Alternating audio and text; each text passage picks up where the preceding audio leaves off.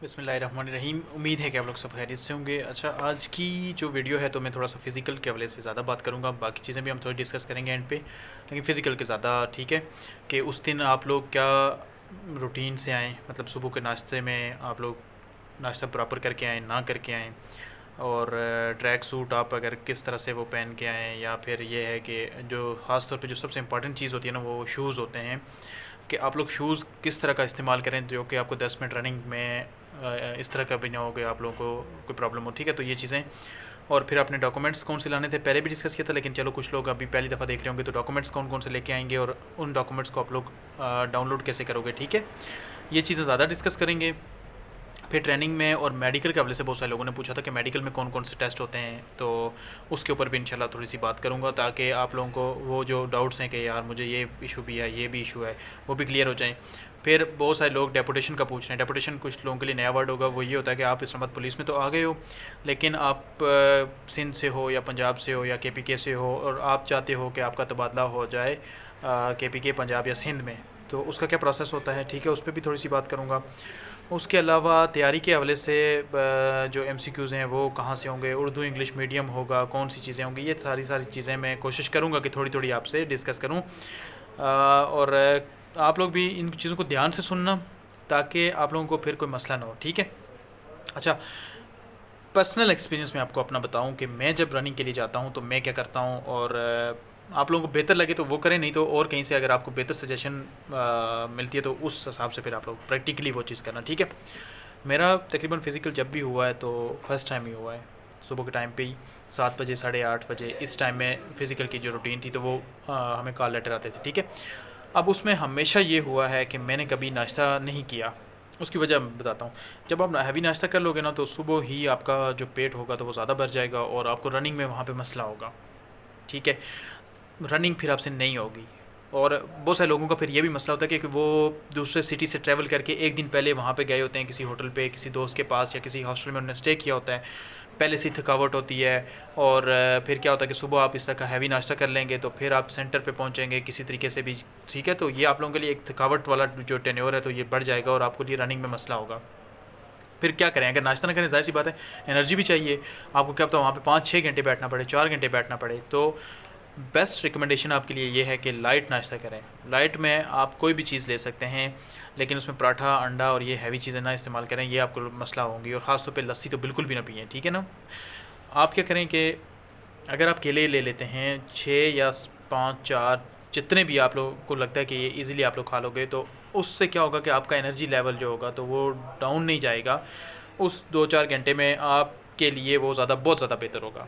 ठीक है, तो सबसे ज़्यादा जो सूटेबल चीज़ है तो वो यही है कि आप लोग एक दिन पहले, क्योंकि ज़ाहिर है नेक्स्ट डे तो आपने बहुत सुबह जाना होता है, तो जब आप दूसरे सिटी में ट्रैवल करके जाएँ तो वहाँ पे साथ में अपनी चॉकलेट्स रख लें और केले साथ में रख लें, ताकि आप लोग सुबह फर्स्ट टाइम जब अर्ली इन द मॉर्निंग उठो 5-6 बजे नमाज़ पढ़ के, ठीक है, तो जब आप रनिंग के लिए निकलो तो आप वो वहाँ पे उसको खा लो। साथ में चॉकलेट्स रख लो, एक दो, कोई भी आपको जो अच्छा टेस्ट लगता है तो उसकी चॉकलेट्स आप ले लो। उसका क्या होता है कि आपका जो शुगर लेवल है तो वो मेंटेन रहता है, और आपका जो एनर्जी एकदम से डाउन होती है, क्योंकि जाहिर सी बात है कि आपको जाके ग्राउंड में बैठना पड़ेगा वहाँ पे, पता नहीं 2-3-4 घंटे लग जाएंगे आपको, और वो थकावट वाला टाइम होता है। जब बंदा इंतज़ार करता है ना तो वो बड़ी थकावट वाला टाइम होता है, नहीं गुजरता। तो उसमें वो आप उनको यूज़ कर लें। ठीक है, ताकि आप लोगों का एनर्जी लेवल डाउन हो। उसके बाद ये है कि आप लोग कोई इस तरह से जो ट्राउज़र पहन के जाओ जो थोड़ा सा फ्लेक्सिबल हो। ठीक है, उससे ये होता है कि जब बंदा रनिंग कर रहा होता है तो उसको उसकी जो लेग्स होती हैं तो वो बिल्कुल रिलैक्स हो, उसको उनमें खिंचाव ना हो। मतलब कुछ लोग आते हैं ना शलवार कमीज़ में भी आ जाते हैं, वो उनका एक अपना एक स्टाइल होता है, वो चप्पल पहन के आए होते हैं। मैंने खुद देखे हैं रनिंग के दौरान पेशावरी चप्पल टाइप और इस तरह की चप्पल पहन के कुछ लोग आए होते हैं, रनिंग कर रहे होते हैं, या फिर पतली नोक वाले जो शूज़ होते हैं, ठीक है, ड्रेस शूज़ जिनको कहा जाता है, तो वो पहन के आए होते हैं। आप लोग बिल्कुल ये चीज़ ना करना। जॉगर शूज़ कोई पहन के आना जिनका सोल जो होता है वो थोड़ा मोटा हो, और आप जब उसको ज़मीन पे पाँव को लगाते हो तो उससे आपको पाँव पे कोई इफ़ेक्ट ना हो रहा हो, यानी वो इतना सॉफ्ट आपको फील करवा रहा हो। ठीक है ना, इस तरह का शूज़ आपने इस्तेमाल करना है। ट्राउज़र को इस तरह का फ्लेक्सिबल हो कि जब आप भागें तो आप में खिंचाव ना आ रहा हो, नहीं तो ये चीज़ें फिर आपके लिए रनिंग में क्या होती हैं, रुकावट पैदा कर रही होती है। कोशिश यही करूँ कि आज सिर्फ हम रनिंग पे और इन चीज़ों को थोड़ा सा ज़्यादा डीपली उन चीज़ों को करें। ठीक है, ये चीज़ आपने लाजमी करनी है हर हाल में। अच्छा, फिर तीसरी चीज़ के डॉक्यूमेंट्स कौन से लेके आने। नेशनल आईडी कार्ड अपना हर हाल में वो लाजमी, जिन लोगों ने एफिडेविट गलत अब लिया हुआ है, पेज डाउनलोड करके लगाया हुआ है या कोई वाइट पेज लगाया हुआ है या कोई और फॉर्मेट के साथ लगाया हुआ है, तो वो क्या करेंगे कि ओरिजिनल अपना एफिडेविट बनवा के लाएंगे। जिन लोगों की पिक्चर नज़र नहीं आ रही तो वो अपनी साथ में एक पिक्चर भी लाएंगे, ठीक है, और एक स्लिप जो आपको यहाँ से सिस्टम में जनरेट होगी तो वो आप लेके आएंगे। वो स्लिप आपको उसी पोर्टल पे शो होगी, ठीक है, और आप लोग किसी भी नेट कैफ़े वाले के पास चले जाओगे या जो फ़ोटो कापियर होते हैं उनके पास अगर प्रिंटिंग वाला ऑप्शन मौजूद है तो उनके पास जाओगे, एक दिन पहले आप लोग अपनी वहाँ से स्लिप निकलवा लोगे, ठीक हो गया ना। तो फिर आपका टेस्ट सेंटर जहाँ पे भी होगा तो वहाँ पे ये सारे डॉक्यूमेंट लेके तो आप उस टाइम पे पहुँच जाओगे। ये तो हो गए डॉक्यूमेंट्स से रिलेटेड, ड्रेस से रिलेटेड और खाने पीने से रिलेटेड और फिजिकल की चीज़ें, ठीक है। अब जब रनिंग का मरला होगा तो टेस्ट कौन कौन से होंगे? सबसे पहले आपकी चेस्ट नापी जाएगी, उसके बाद आपकी हाइट, तीसरे नंबर पर जब आपकी होगी तो रनिंग होगी। ये सिर्फ 3 टेस्ट होंगे यहाँ पे, चेस्ट, हाइट और रनिंग, और एक ही दिन में होंगे। गर्ल्स के लिए भी बॉयज़ के लिए भी सेम एक ही दिन में होता है। ये सारी चीज़ें दोनों के लिए, ठीक है। उसके बाद क्या होगा कि रनिंग कैसे स्टार्ट करनी है, कल भी बात की थी। उसका प्रोसेस यही है कि स्टार्ट में, वालेकुम अस्सलाम, ठीक है, तो आपने क्या करना है कि रनिंग शुरू में स्टार्ट में स्लो, फिर थोड़ी स्पीड, और जब आखिरी 1-2 मिनट होंगे तो उसमें अगर आप शूट की हिम्मत नहीं होती, वैसे उस टाइम बंदा थका होता है, ज़्यादा 10 मिनट करके शूट की हिम्मत नहीं होती, लेकिन अगर शूट लगा के आपको नज़र आ रहा है कि वो पॉइंट है तो वहाँ तक हमने पहुँचना है तो वहाँ तक आप पहुँच जाएँ। किसी हाल में भी आप लोग वहाँ पे इंशाल्लाह फेल नहीं होंगे, ठीक है।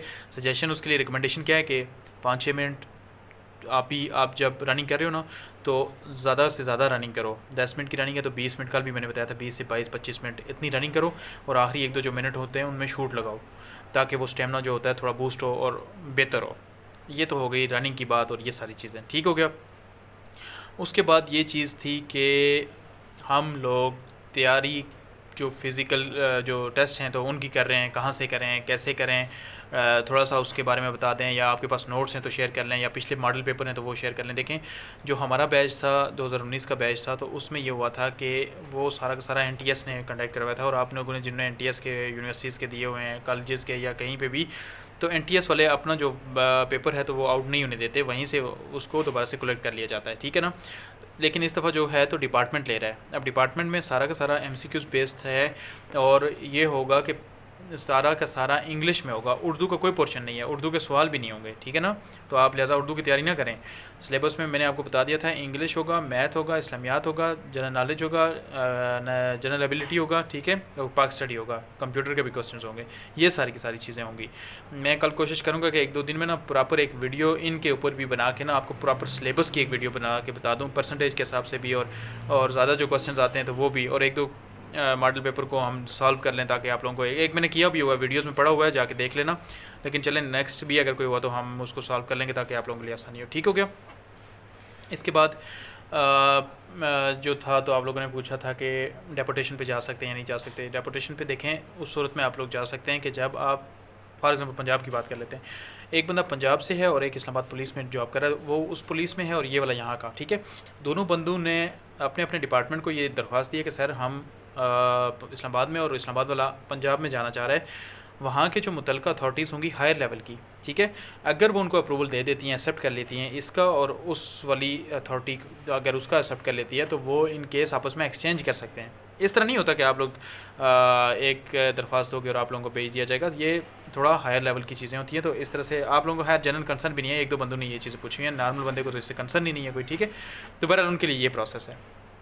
दूसरा, फिर बहुत से लोग ये जी कि दूर से आ रहे हैं तो क्या हमारे लिए वहाँ पे कोई फैसिलिटीज़ होगी, तो जी बिल्कुल मुकम्मल फैसिलिटीज़ आपको दी जाएंगी। ट्रेनिंग में आप लोगों को किसी किस्म की कोई मुश्किल परेशानी नहीं होगी, रहने की, खाने की, और हर तरह की फैसिलिटी यहाँ पे मेडिकल की प्रोवाइड की जाती है, ठीक है ना। लिहाजा इन चीज़ों के लिए आपने परेशान नहीं होना किसी भी हवाले से, ठीक हो गया।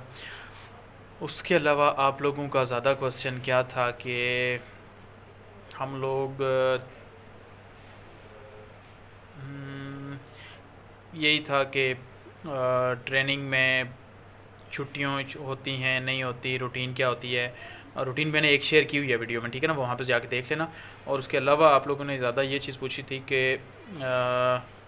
जो ट्रेनिंग है वो सख्त है या नॉर्मल है, रनिंग कितनी होती है, रोज़ पुशअप वगैरह कितने होते हैं, स्टेमिना कितना होता है। तो ये चीज़ वैसे आप लोगों के लिए है कि रनिंग यहाँ पे तकरीबन रोज़ के ग्राउंड के 8 से 9 चक्कर लग ही जाते हैं, ठीक है, रनिंग के। मुख्तलिफ़ किस्म की एक्सरसाइजेज़ होंगी, पुशअप्स होंगे, चिन अप्स होंगे, फिर उनके बाद में टेस्ट लिए जाते हैं। हाल ये एक्सरसाइज ऐसे नहीं कराई जाती। जब आप पास आउट होते हो तो उनका उन एक्सरसाइजेज़ के टेस्ट लिए जाते हैं, उनके नंबर होते हैं और उन्हीं नंबरों की बेस पे आप लोगों को पास आउट किया जाता है, ठीक है ना। और फिर वहाँ पे बंदा उसका स्टेमिना इतना बन जाता है कि वो सारी की सारी एक्सरसाइजेज़ की जाती हैं। आपको वेपन हैंडलिंग सिखाई जाती है, ठीक है। मुख्तलिफ़ किस्म के वेपन जो हैं तो उनको आप मिनटों सेकंडों में के हिसाब से खोलना जोड़ना और ठीक है उनसे फायर कराना और एम लेके फायर कराना। ये भी नहीं कि आप रैंडम फायर करोगे तो आप उसकी काउंटिंग नहीं होगी, तो उनके भी मार्क्स होते हैं। ये सारी की सारी चीज़ें यहाँ पे ट्रेनिंग में आपको करवाई जाएंगी। मेल फीमेल दोनों के लिए सेम ट्रेनिंग है, कोई एक ज़रा फ़र्क नहीं है मेल की और फीमेल की ट्रेनिंग में, ठीक है ना। ये वेपन जिस तरह से हम मेल को सिखाया जाता है, सेम उसी तरह से फ़ीमेल्स को भी वेपन सिखाया जाता है और उसी तरह से फायर करवाए जाते हैं, उसी तरह से उनको खोलना जोड़ना वेपन को, उसकी सफाई करना, हर चीज़ यहाँ पे सिखाई जाती है।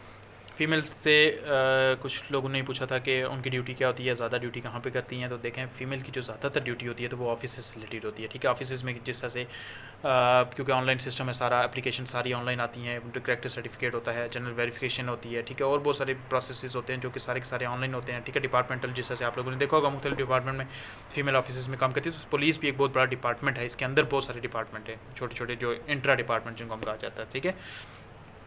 तो यहाँ पे उन ऑफिस में उनकी ऑफिस ड्यूटी होती है और वो ज़्यादा वहाँ पे करती हैं। कुछ होती हैं तो वो जो जनरल ड्यूटी होती है जिसको हम कहते हैं थाने की या रूटीन की जो बाहर की ड्यूटी होती है, ठीक है, रेड वगैरह पे जाना या ऑपरेशंस करना, इस तरह की ड्यूटी भी वो करती हैं। और ये सारी चीज़ें यहाँ पे ज़्यादा इस तरह से होती हैं, ठीक है। ड्यूटी रूटीन क्या होती है, देखिए 8 से 10 घंटे नॉर्मल रूटीन है, बाज़ जगहों पे 12 भी है और डिपेंड करता है कि आपकी कौन सी सिचुएशन चल रही है। ज़्यादा कुछ सिचुएशन में 12 से भी ऊपर हो जाती है, ठीक है। क्योंकि अगर आप रूल पढ़े ना तो 24 घंटे के मुलाजिम होते हैं पुलिस जितनी भी है ना, तो ये 24 घंटे की मुलाजिम होती है। और उसका मतलब ये है कि आपको किसी भी टाइम कॉल की जा सकती है ड्यूटी के लिए। तो लिहाजा आप जब ऑन ड्यूटी होते हो तो रेस्ट का टाइम भी आपका ऑन ड्यूटी ही कंसिडर किया जाता है कि आपको किसी भी टाइम अगर कोई सिचुएशन इस तरह की आती है तो आपको कॉल की जा सकती है। इसका 24 घंटे का मतलब ये है, ठीक है ना। तो ये रूटीन होती है वहाँ पे।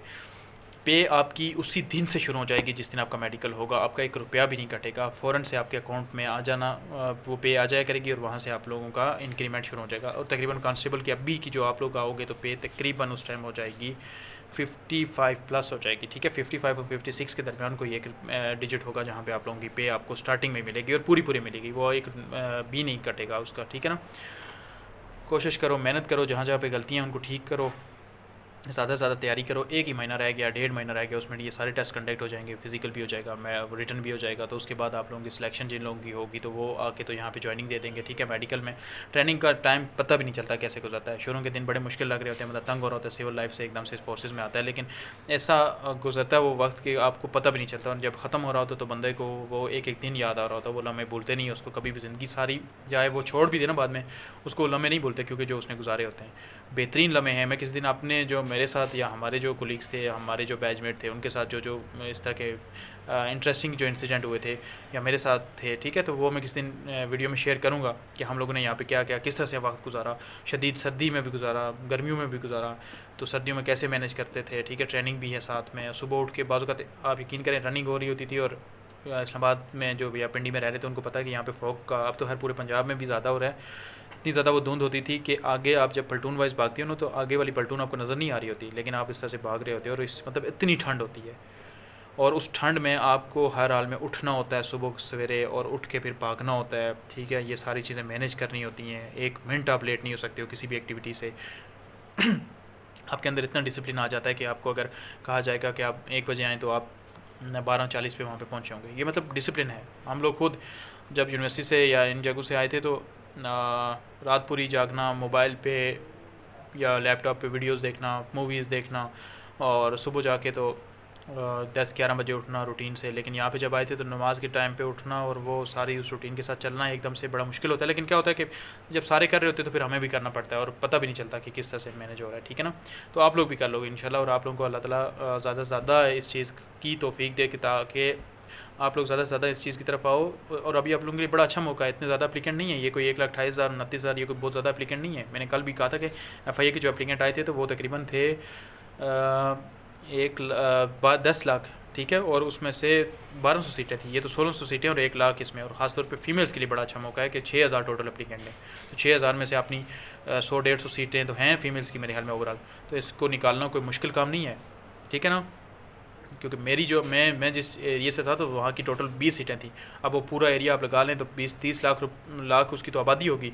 20-30 लाख में से आप कहें ना कि आप 6-7 नंबरों सीटों में वहाँ पे सीट ले लेंगे, आसान नहीं होता। लेकिन ये क्या होता है कि अल्लाह ताला ने जहाँ पे रिस्क लिखा होता है तो वहाँ बंदा पहुँच जाता है। मैं कहूँ कि मैं कोई बहुत ज़्यादा लायक था या मेरी बहुत ज़्यादा कोई काबिलियत थी, नहीं थी, ये बस अल्लाह ताला की तरफ से होती हैं चीज़ें। आपका रिस्क लिखा होता है तो आप पहुंच जाते हो, ठीक है। माँ बाप की दुआएं होती हैं, बाकी लोगों की दुआएं होती हैं और आप पहुंच जाते हो। तो इस तरह से आप लोगों में से भी बहुत सारे लोग जो ये वीडियो देख रहे होंगे, मुझे 110% यकीन है कि कल को वो यहाँ पे मौजूद होंगे और यहाँ पे ये चीज़ें जिस तरह से मैं आप लोगों को बता रहा हूँ ये आप लोग नेक्स्ट बैच के लिए शेयर करेंगे, ठीक है। अल्लाह ताला आप लोगों को कामयाब करे। किसी को कोई मसला परेशानी होगा तो वहाँ पे शेयर कर दिया करो, ताकि फिर एंड पे मैं ये होता है कि हर बंदे को डायरेक्टली कमेंट नहीं कर सकता हूँ, लेकिन ये है कि उस चीज़ को मैं कोशिश करता हूँ कि वीडियो में डिस्कस कर लूँ, ताकि वो फिर आप लोगों के लिए सुन के तो आपको भी फ़ायदा हो जाए, बाकियों को भी फ़ायदा हो जाए।